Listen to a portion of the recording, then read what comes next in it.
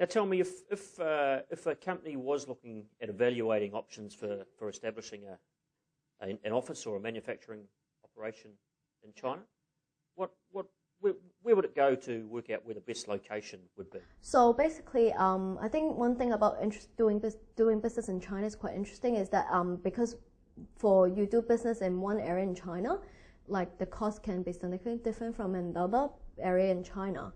And that's very interesting because the Chinese government set up a lot of these preferential economic zones where it try to encourage certain type of business and to invest in a certain type of areas.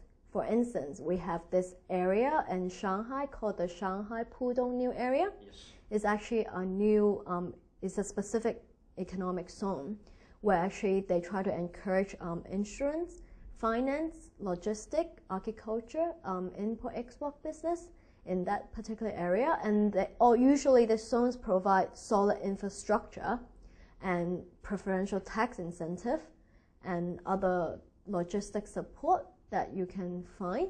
And I think it's always good to know ahead of time that what area can provide you with special things so that you can work around your cost much better.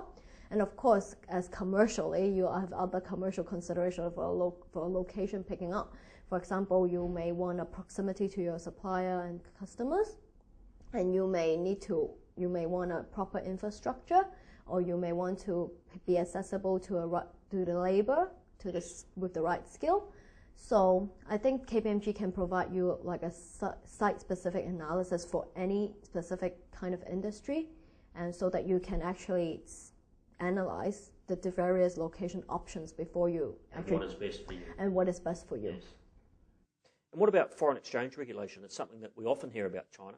How difficult is it to get money in and out of China when you need to? Well, I think it's the very exciting part of China because I think we are the one of the country which only accept for forex control, and it's actually quite interesting.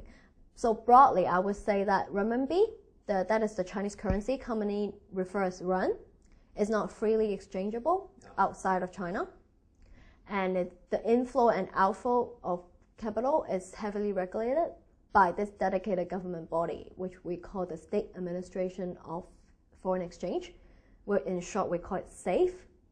And actually, in fact, they just regulate. So for example, for foreign investor to do business in China, you need to set up bank accounts.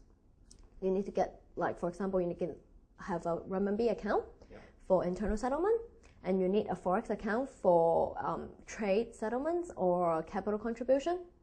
And for example, if you want to repatriate your profit out of China, you need to seek approval from SAFE. If you're getting a foreign loan from an overseas, like from New Zealand parent company, you need approval, and you may be subject to a quota too. And for any principal and interest you're going to be remitting out of China.